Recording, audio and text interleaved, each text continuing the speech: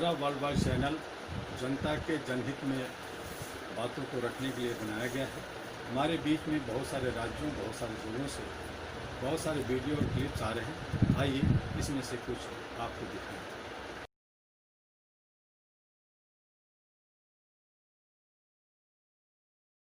नमस्कार मित्रों, ये वीडियो है भारत के वर्तमान कॉन्स्टिट्यूशन के आर्टिकल 147 के ऊपर। आर्टिकल 147 इंडियन कॉन्स्टिट्यूशन आज का यह आर्टिकल क्या कहता है कि इंग्लैंड की पार्लियामेंट आज भी यदि कोई अमेंडमेंट लाती है गवर्नमेंट ऑफ इंडिया एक्ट 1935 में या इंडियन इंडिपेंडेंस एक्ट 1947 में अमेंडमेंट लाती है, या ब्रिटेन की सुप्रीम कोर्ट जिसको प्रीवी काउंसिल कहा जाता है, ब्रिटेन की सुप्रीम कोर्ट उसके ऊपर कोई ऑर्डर इश्यू करती है तो वो भारत के सुप्रीम कोर्ट के लिए बाइंडिंग होगा। यानी भारत की सुप्रीम कोर्ट यानी पूरा भारत की सरकार, यानी कि पूरा भारत, यानी भारत का आज का कॉन्स्टिट्यूशन ये कहता है कि भारत की पूरी गवर्नमेंट है वो ब्रिटेन की पार्लियामेंट और प्रीवी काउंसिल ब्रिटेन की सुप्रीम कोर्ट के अंडर में है।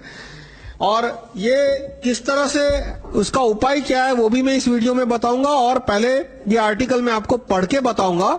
मैं इसका अंग्रेजी भी पढ़ूंगा और हिंदी भी आपको पढ़ूंगा। ना आपको अंग्रेजी समझ में आएगा ना हिंदी समझ में आएगा। मतलब इसका अंग्रेजी समझने में मुझे 2 दिन लगे थे, पूरे 2 दिन लगे थे। इतना जानबूझ के जवाहरलाल गाजी ने और राजेंद्र प्रसाद, यही इन दोनों का किया कराया है। इन दोनों ने जानबूझ के इतनी कठिन अंग्रेजी लिखी है कि आप अंग्रेजी भी नहीं समझ पाओगे। उसका हिंदी में भी मैं आपको पढ़ के बताऊंगा कि राजेंद्र प्रसाद ने ये हिंदी लिखा है कि वो हिंदी ऐसा है कि वो हिंदी भी आप समझ में नहीं पाओगे। Article 147 interpretation in this chapter and in chapter 5 of part 6 references to any substantial question of law as to the interpretation of this constitution shall be construed as including references to any substantial question of law as to the interpretation of the Government of India Act 1935, including any enactment amending or supplementing that act, or any order in council or order made thereunder, or of the Indian Independence Act 1947 or of any order made thereunder। ये आया article, यहां पे खत्म होता है। यानी इतने सारे शब्दों मैंने बोल दिए, एक भी फुल स्टॉप नहीं है, सिर्फ एक ही फुल स्टॉप आखिर में आता है वही। और कॉमा भी वैसे देखो तो एक भी कॉमा नहीं है, क्योंकि government of India act comma 1935 वो एक्चुअली कॉमा नहीं हुआ, वो सेंटेंस सेपरेटर नहीं है सिर्फ वो। तो पूरा सेंटेंस मैंने आपको पढ़ दिया, कहीं कॉमा फुल स्टॉप नहीं आता। अब मैं इसका हिंदी पढ़ के देता हूं, हिंदी भी आपको समझ में नहीं आएगा, इतनी मुश्किल हिंदी राजेंद्र प्रसाद ने यहां पे लिखी है। निर्वचन, पहले तो निर्वचन शब्द का अर्थ मुझे नहीं पता, आप में से कितनों को पता होगा। उसका अर्थ होता है इंटरप्रिटेशन। निर्वचन, निर्वाचन नहीं, ये अलग शब्द है। देखिए जानबूझ के ऐसे शब्दों का इस्तेमाल किया है कि सुनने वाला जो आम आदमी है वो पढ़ेगा तो कुछ और ही समझ के बैठेगा। मैं फिर से पूरा आर्टिकल पढ़ता हूं हिंदी में। निर्वचन, इस अध्याय में और भाग 6 के अध्याय 5 में इस संविधान के निर्वचन के बारे में विधि के किसी सार्वजनिक प्रश्न के प्रति निर्देशों का यह अर्थ लगाया जाएगा कि उनके अंतर्गत भारत शासन अधिनियम 1935 के, जिसके अंतर्गत उस अधिनियम के संशोधक या अनुपूरक कोई अधिनियमित है, अथवा किसी सपरिषद आदेश या उसके अधीन बनाए गए किसी आदेश के, अथवा भारतीय स्वतंत्रता अधिनियम 1947 के या उसके अधीन बनाए गए किसी आदेश के निर्वचन के बारे में विधि के किसी सार्वजनिक प्रश्न का निर्देश है। ये पूरा हिंदी वाक्य मैंने बोल दिया। कितने शब्द हैं इसमें? 1 2 3 4 5 6 7 8 9 10, करीब 80 जितने शब्द होंगे, 80-90 जितने शब्द है। कहीं भी फुल स्टॉप नहीं आता, और जो कॉमा आता है वो भी सेंटेंस सेपरेटर की तरह नहीं आता। भारतीय स्वतंत्रता अधिनियम कॉमा 1947, वो कॉमा निकाल दो तो भी कोई फर्क नहीं पड़ता। तो इस तरह से पूरे में मुश्किल से 2 कॉमा आते हैं, ये इसकी हिंदी है। मैं आपको रिक्वेस्ट करूंगा, आप गूगल करो आर्टिकल 147 हिंदी, आपको मेरी orkut.com में ये वीडियो है, उसकी पोस्ट में भी आपको मिल जाएगा इसका हिंदी अनुवाद और अंग्रेजी अनुवाद दोनों आपको इसी वीडियो के कमेंट में, पहले कमेंट में आपको मिल जाएगा। आपको ये हिंदी नहीं समझ में आएगा, आप हिंदी किसी एमए वाले को पढ़ के बताओ, वो भी नहीं समझ पाएगा पहली 2-3 बारी में। अब मैं आपको इसका अर्थ बताता हूं क्या होता है। इसमें सपरिषद शब्द लिखा है, परिषद का अर्थ होता है काउंसिल, अंग्रेजी में साफ शब्द लिखा है काउंसिल, लेकिन जवाहरलाल गाजी और राजेंद्र प्रसाद ने यह नहीं लिखा कौन सी काउंसिल। और काउंसिल शब्द का अर्थ गवर्नमेंट ऑफ इंडिया एक्ट में लिखा गया है, काउंसिल शब्द का अर्थ होता है प्रिवी काउंसिल यानी ब्रिटेन की सुप्रीम कोर्ट। तो ये 3 चीजों का संविधान में मेंशन है, गवर्नमेंट आर्टिकल 147 में government of India act, Indian independence act 1947 और काउंसिल द्वारा यानी कि प्रिवी काउंसिल द्वारा बनाया गया आदेश। तो भारत के संविधान में इसका मेंशन ही क्यों होना चाहिए, और मेंशन है तो भी क्या है, मेंशन है तो यह कहा गया है कि ये एक्ट है, वो भारत का सुप्रीम कोर्ट जब कॉन्स्टिट्यूशन का इंटरप्रिटेशन करेगा तो इस एक्ट को वो फाउंडेशन में रखेगा, यानी इस एक्ट के बाहर कुछ इंटरप्रिट नहीं कर सकती। ये पूरा का पूरा government of India act 1935 Bharat के कॉन्स्टिट्यूशन पे अप्लाई करता है, सुप्रीम कोर्ट पे अप्लाई करता है, और इंडियन इंडिपेंडेंस एक्ट 1947 और काउंसिल द्वारा पास किए गए सारे ऑर्डर, प्रीवी काउंसिल यानी ऑर्डर यानी जजमेंट। इतना ही नहीं, उसमें कोई अमेंडमेंट होता है तो वो भी लागू पड़ेगा। यानी आज की तारीख में यदि ब्रिटेन की parliament government of India act 1935 या इंडियन इंडिपेंडेंस एक्ट 1947 में कोई अमेंडमेंट लाती है तो वो सुप्रीम कोर्ट पे अप्लाई होगा, वैसा इसमें साफ साफ लिखा है। अब 1947 के बाद क्या प्रीवी काउंसिल ने कोई सुप्रीम कोर्ट को ऑर्डर दिया है? पब्लिकली नहीं दिया, लेकिन यदि कॉन्फिडेंशियली ऑर्डर दिया हो तो हम कुछ बोल नहीं सकते। उसके लिए तो हमें सुप्रीम कोर्ट के जो रिटायर्ड न्यायाधीश है उनका नार्को टेस्ट करना पड़ेगा। वो लंदन अक्सर जाते रहते हैं, सुप्रीम कोर्ट के जज लंदन अक्सर जाते हैं, प्रीवी काउंसिल के जजों से भी मिलते रहते हैं, और उसमें यदि प्रीवी काउंसिल के जज ने उनको आर्टिकल 47 दिखा के कहा हो कि देखो हमारे पास पावर है, तुम्हारे कॉन्स्टिट्यूशन में लिखा है कि हमारे पास पावर है कि हम तुम्हें ऑर्डर दे सकते हैं इंटरप्रिटेशन के मुद्दे पे, और उन्होंने खानगी में कॉन्फिडेंशियल कोई ऑर्डर दिया हो और उस ऑर्डर के आधार पर सुप्रीम कोर्ट ने जजमेंट दिया हो, ये एक पॉसिबिलिटी है और उसको नकारा नहीं जा सकता। कहने का अर्थ यही है कि इसमें साफ साफ लिखा है कि प्रीवी काउंसिल यदि कोई ऑर्डर देती है, और ऑर्डर किसके अंडर, यदि गवर्नमेंट ऑफ इंडिया एक्ट 1935 के अंडर या इंडियन इंडिपेंडेंस एक्ट 1947 के अंदर, तो भारत की सुप्रीम कोर्ट को वो मानना पड़ेगा। ऐसे भारत के संविधान में जवाहरलाल गाजी और राजेंद्र प्रसाद ने लिख दिया है। अब सवाल आता है कि हमारे संविधान की भाषा इतनी कॉम्प्लिकेटेड क्यों है? भाई कभी कभी चीजें कॉम्प्लिकेटेड इसलिए हो जाती है कि जैसे आप TY BSc का मैथमेटिक्स पढ़ोगे तो वो तो मैथमेटिक्स कॉम्प्लिकेटेड है, तो वो तो होगा ही कॉम्प्लिकेटेड। पर कभी कभी सवाल आता है कि भाई सरल चीज जो कि ऐसी भाषा में लिखी जा सकती है कि 10वीं कक्षा का विद्यार्थी पढ़े, उसको भी मुश्किल भाषा में क्यों लिखा गया? जैसे कि अमेरिका का कॉन्स्टिट्यूशन है, वो अंग्रेजी में है। तो आप किसी भी 12th क्लास के इंग्लिश मीडियम लड़कों को दिखा दीजिए, मैं तो कहूंगा 10th क्लास के इंग्लिश मीडियम लड़के को दिखा दीजिए, भाई अंग्रेजी में है तो इंग्लिश मीडियम के लड़कों को तो दिखाना पड़ेगा। वो अमेरिका का कॉन्स्टिट्यूशन एक बार पढ़ के 2 बार पढ़ के पूरा का पूरे कॉन्स्टिट्यूशन का आपको मीनिंग बता देगा। जबकि भारत का कॉन्स्टिट्यूशन है, आप BA इंग्लिश को पढ़वाइए उसके पास, वो पूरा 4 बार पढ़ने के बाद भी उसको समझ में नहीं आएगा कि इसमें कौन से में क्या लिखा है। तो जानबूझ के कभी कभी क्यों कॉम्प्लिकेटेड कर रहे हैं कि यदि तुम्हें कोई सच बात छिपानी है, कोई ऐसी बात तुम्हें छिपानी है जो कि दूसरों को पता चलेगा तो तुम्हारी बदनामी होगी या तो तुम चाहते नहीं होगे होगे, तो तुम बात को कॉम्प्लिकेटेड कर दो। और इसलिए आर्टिकल 147 को राजेंद्र प्रसाद और जवाहरलाल गाजी ने कॉम्प्लिकेटेड भाषा में लिखा, इतनी कॉम्प्लिकेटेड भाषा में कि आप खुद पढ़िए, इसका हिंदी पढ़िए, अंग्रेजी तो दूर है, उसमें हिंदी पढ़िए, आपको हिंदी पढ़ने में समझने में घंटों के घंटों निकल जाएंगे। वो क्यों इन्होंने कॉम्प्लिकेटेड भाषा में लिखा? ये राजेंद्र प्रसाद ने लिखा है 147, क्योंकि वो एक सच छिपाना चाहते थे। कौन सा सच? कि उन्होंने अंग्रेजों के साथ वो एग्रीमेंट किया है कि 1947 के बाद भी अंग्रेजों की सर्वोपरिता चालू रहेगी। वो इस बात को छिपाना चाहते थे, इसलिए इतना कॉम्प्लिकेटेड लैंग्वेज उन्होंने ड्राफ्टिंग की है। तो सवाल आता है कि पूरा कॉन्स्टिट्यूशन क्यों कॉम्प्लिकेटेड किया? एक ही क्लॉज कॉम्प्लिकेटेड रखते, बाकी सब ऐसी भाषा में लिखते हैं कि 10वीं कक्षा का आदमी समझ जाए। तो यदि पूरा कॉन्स्टिट्यूशन यदि सिंपल लैंग्वेज में और एक क्लॉज यदि कॉम्प्लिकेटेड भाषा में लिखा तो सीधा उभर के आ जाएगा, उछल के आ जाएगा।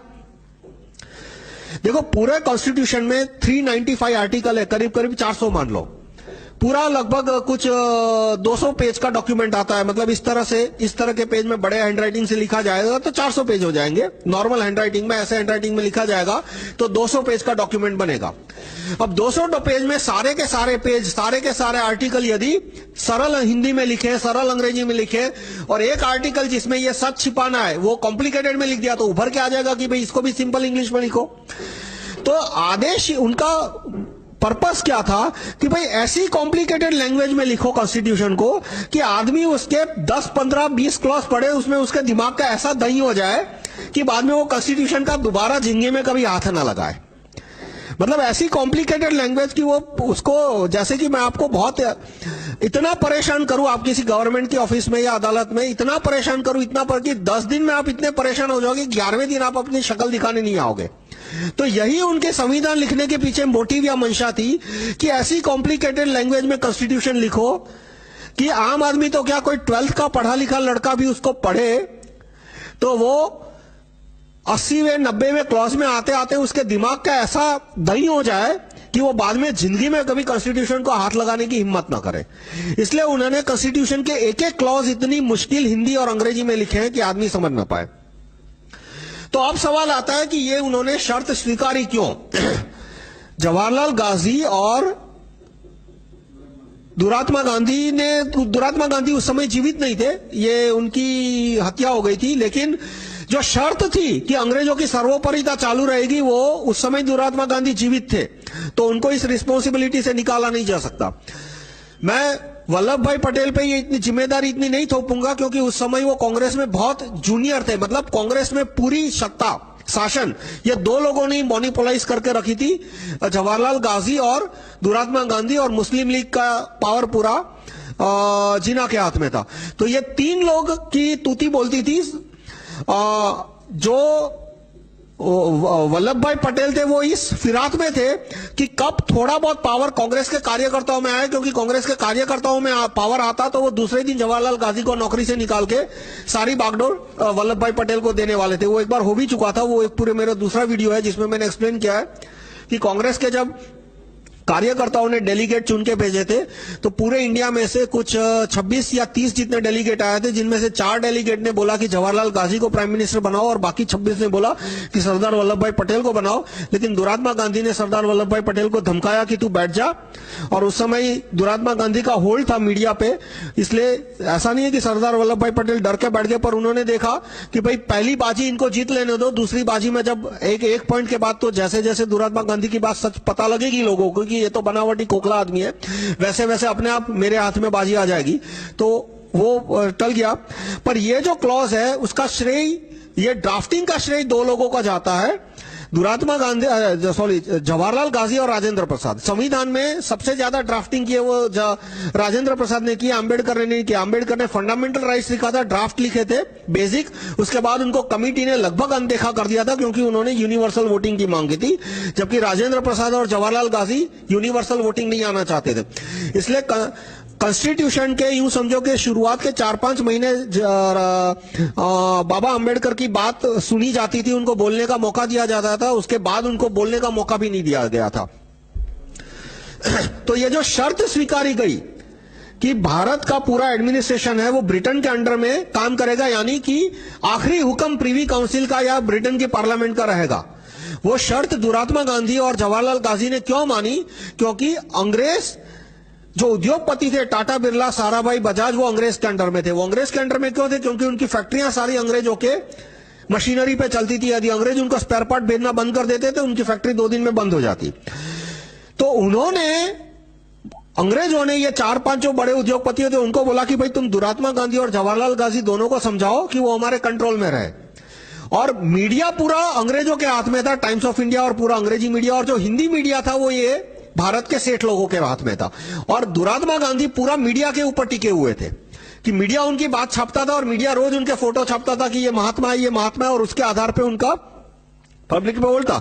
और दुरात्मा गांधी इस बात को बराबर समझते थे कि यदि उन्होंने अंग्रेजों की बात नहीं मानी तो दूसरे दिन अंग्रेजी ये लोग सेठ लोगों को कहेंगे कि दुरात्मा गांधी के प्लग खींच लो और ये लोग मेरा मीडिया कवरेज बंद कर देंगे तो मैं हीरो से जीरो बन जाऊंगा। इसलिए हमेशा दुरात्मा गांधी ने हमेशा अंग्रेजों की बात को प्राथमिकता दी है। तो वो शर्त स्वीकारने का कारण ये रहा कि ये दोनों नेता थे, दुरात्मा गांधी और जवाहरलाल गांधी, वो भारत के अमीरों के सामने विद्रोह नहीं करना चाहते थे और भारत के जो अमीर परिवार थे उस समय के, वो अंग्रेजों के सामने विद्रोह नहीं करना चाहते थे क्योंकि उनकी मशीनरी सारी अंग्रेजों के स्पेयर पार्ट पे चलती थी। इसलिए उन्होंने जो ट्रांसफर ऑफ पावर एग्रीमेंट में ये सारी बातें मान ली कि भाई 1947 के बाद भी ब्रिटेन की पार्लियामेंट के और प्रिवी काउंसिल के ऑर्डर है वो चालू रहेंगे। अब वो बात भारत के संविधान में कहीं ना कहीं तो लिखनी पड़ेगी क्योंकि अंत में तो सुप्रीम कोर्ट है, वो संविधान के ऊपर जाएगा।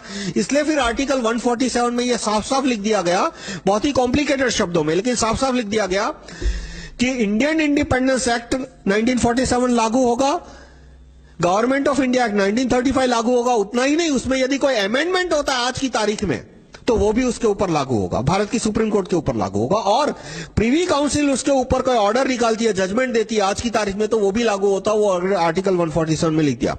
और फिर सवाल आया कि इस बात को भारत के लोगों से छिपाया कैसे जाए, इसलिए ऐसी कॉम्प्लिकेटेड भाषा में लिख दिया कि इसको आम आदमी तो छोड़ो, आप किसी वकील को दिखाओगे ना तो भी वो 3-4 घंटे बाद ये हाथ धो देगा कि भाई ये मेरी समझ में नहीं आ रहा क्या लिखा है। आप किसी रिटायर्ड जज के पास जाओ तो ये भी है हिंदी, अंग्रेजी छोड़ो हिंदी को भी समझ में नहीं पाएगा। और फिर अकेला एक क्लॉज यदि कॉम्प्लिकेटेड लैंग्वेज में लिखता तो वो एक्सपोज हो जाता, इसलिए फिर पूरा कॉन्स्टिट्यूशन उन्होंने ऐसी भाषा में लिख दिया कि आम आदमी उसको समझ में नहीं पाए। अब इसका उपाय क्या है? इसका उपाय है कि हमें कॉन्स्टिट्यूशन अमेंड कर लेना चाहिए। अमेंडमेंट में हमें यह लिखना चाहिए कि आर्टिकल 147 में कि कॉन्स्टिट्यूशन का इंटरप्रिटेशन है उसमें भारत के नागरिक जो कहेंगे वो अंतिम माना जाएगा। सुप्रीम कोर्ट किसी भी विदेशी सत्ता से, विदेशी सत्ता हमें ना मेंशन करना हो, कि भारत के बाहर किसी भी सत्ता रहे सत्ता से इंटरप्रिटेशन के मामले में ना कोई रेफरेंस लेगी, ना कोई मशवरा करेगी और ना ही उनसे कोई किसी तरह का रेफरेंस लेगी।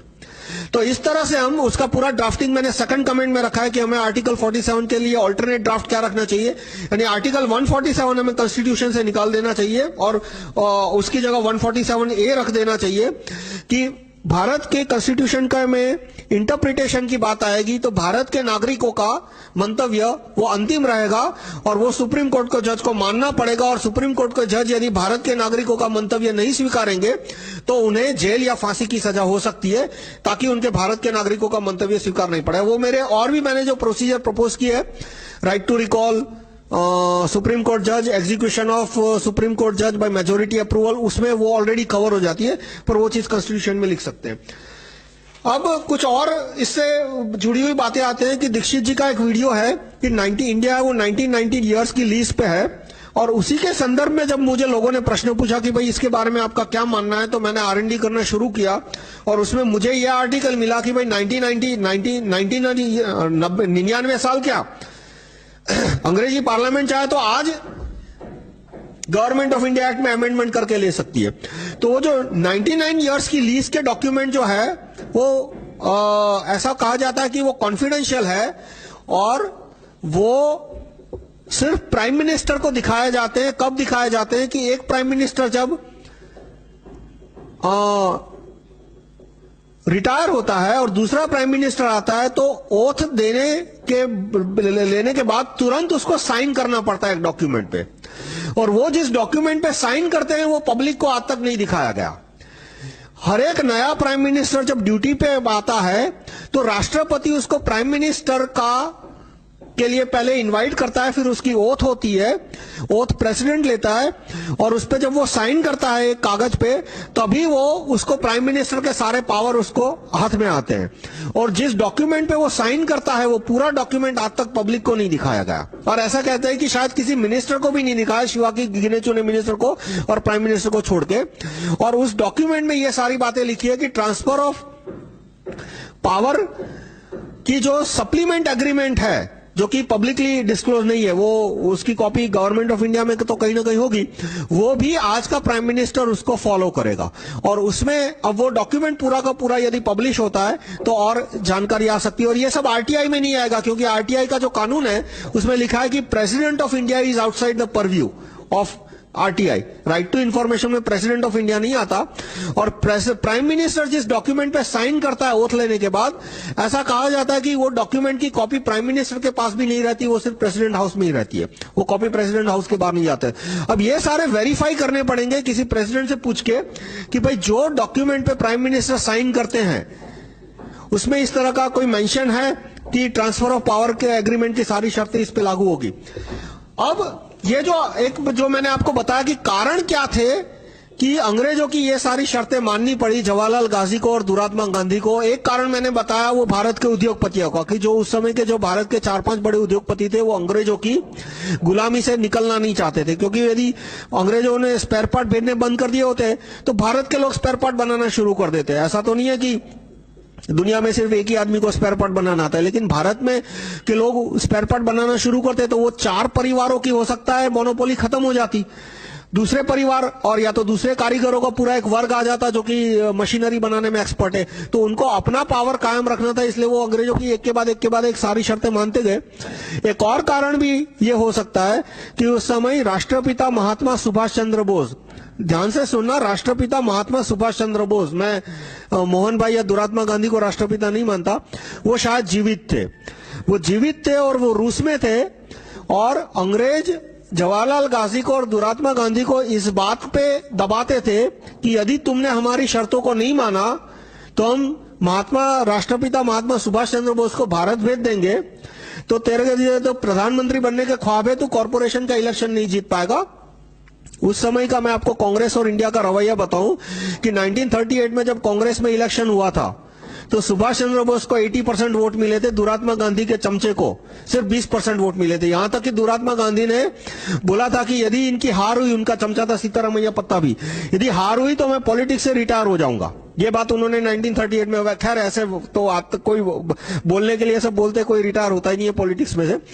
तो उसके बावजूद भी लोगों ने सुबह, और कैंपेन बजट, उसका जो इलेक्शन का बजट था सीतारामैया पत्ता भी का, वो कम से कम 100 गुना होगा। सुभाष चंद्र बोस अपने पैसे से लड़ रहे थे, जबकि दुरात्मा गांधी को टाटा, बिरला, अंग्रेज सब पैसा दे रहे थे इलेक्शन लड़ने के लिए। और उनके पैम्पलेट, उनके अखबारों में इंटरव्यू आ रहे थे। उस समय जो टाइम्स ऑफ इंडिया था वो सुभाष चंद्र बोस को तो बहुत कम छापता था, महीने में 1 आध बार, जबकि ये दुरात्मा गांधी की फोटो रोज आती थी। उसके बावजूद भी अधिकतर जिलों में तो महात्मा सुभाष चंद्र बोस प्रचार के लिए पहुंच भी नहीं पाए थे, क्योंकि उनके पास इतना बजट ही नहीं था कि वो ट्रेन में पूरे भारत में घूमते। तो उन्होंने कुछ एक जगह स्पीच दी थी, तो रेडियो पे भी उनकी स्पीच नहीं आई थी, तो जो कार्यकर्ता थे वो उनकी स्पीच हाथ से लिखते थे। उस समय साइक्लोस्टाइल था, जेरोक्स बेरोक्स कुछ नहीं था, और उसकी हाथ से लिखी हुई प्रतिलिपियां लोगों में बांटते थे, नोटिस बोर्ड पे चिपकाते थे, लोगों को पढ़ के सुनाते थे। और उसके बावजूद भी राष्ट्रपिता महात्मा सुभाष चंद्र बोस को 80% वोट मिले। और ये 1938 में, 1946 के आसपास तो सुभाष चंद्र बोस की रेपुटेशन और इतनी बढ़ गई थी कि दोबारा यदि कांग्रेस में इलेक्शन होता तो दुरात्मा गांधी और ये जवाहरलाल गांधी को मुश्किल से 5% वोट भी नहीं मिलते, क्योंकि उस समय जो दुरात्मा गांधी का और जवाहरलाल गांधी का एक बड़ा जो वोट का हिस्सा था, लाहौर और कराची और वो सारा एरिया, वो तो वैसे भी भारत से अलग हो चुका था, और बाकी जो भारत था उसमें तो इन दोनों की टके की इज्जत नहीं बची थी। तो यदि सुभाष चंद्र बोस भारत आ जाते उस समय, तो जवाहरलाल गांधी है वो प्रधानमंत्री तो छोड़ो, कॉर्पोरेशन का इलेक्शन भी नहीं जीत सकते। तो ये भी एक पॉसिबिलिटी है कि अंग्रेजों ने, कि हम सुभाष चंद्र बोस को वापस भारत भेज देंगे यदि आपने अपनी शर्तें नहीं मानी, ये बात कह के जवाहरलाल गांधी और दुरात्मा गांधी को बराबर का धमकाया होगा और उनसे सारी शर्तें मनवा ली होगी। अब अंग्रेजों का मंशा ये होगी कि चलो भारत को आज इंडिपेंडेंस दे दो, और यदि 5-1 साल बाद, 10-1 साल बाद भारत कमजोर हो जाता है तो हम प्रीवी काउंसिल में ऑर्डर पास करके या तो ब्रिटेन की पार्लियामेंट में एक्ट पास करके पूरा भारत फिर से टेक ओवर कर लेंगे। और इसलिए उन्होंने ये एक्ट रखा, ये इस तरह का प्रावधान रखा, इस तरह का ये क्लॉज रखा कि ब्रिटेन की पार्लियामेंट कभी भी कानून पास करके भारत पे अपना मालिकाना हक क्लेम कर सकती है। और वो मौका नहीं मिला उनको, क्योंकि सोवियत यूनियन पावरफुल आ गया। सोवियत यूनियन की वजह से अमेरिका और ब्रिटेन है वो एक दूसरी लड़ाई में उलझ गए, और मीनवाइल जो भारत में प्रोसीजर ऑफ इलेक्शन आया और फिर उसकी वजह से भारत स्ट्रांग हो गया, सरदार वल्लभ भाई पटेल ने पूरे भारत का एकाकीकरण कर दिया और उसकी वजह से भारत और स्ट्रांग हो गया। तो उसकी वजह से अंग्रेजों को मौका नहीं मिला कि पूरा भारत को इस तरह से कब्जे में ला सके। पर अब मान लो फ्यूचर में भारत कमजोर हो जाता है तो अंग्रेजों के पास ये लीगल बेसिस है, ये लीगल बेसिस है कि देखो ट्रांसफर ऑफ पावर एग्रीमेंट में हमने ये लिखा है और आपके कॉन्स्टिट्यूशन में भी ये लिखा है, तो ये लीगल बेसिस के आधार पर ये कर सकते हैं। तो एक तो आर्टिकल 147 हमें निकाल देना चाहिए, फिर हमें कॉमनवेल्थ से निकल जाना चाहिए क्योंकि कॉमनवेल्थ में ब्रिटेन की सर्वोपरिता है। देखो कॉमनवेल्थ गेम्स जब होते हैं तो पूरी दुनिया में कहीं भी गेम्स होते हैं, जैसे ओलंपिक गेम्स होते हैं, ओलंपिक गेम्स होते हैं, इंडिया में जब ओलंपिक गेम होते हैं तो सबसे पहली स्पीच कौन देता है? या तो इंडिया का प्राइम मिनिस्टर, या तो इंडिया का प्रेसिडेंट, या तो इंडिया का स्पोर्ट्स मिनिस्टर, कोई इंडिया का आदमी देगा।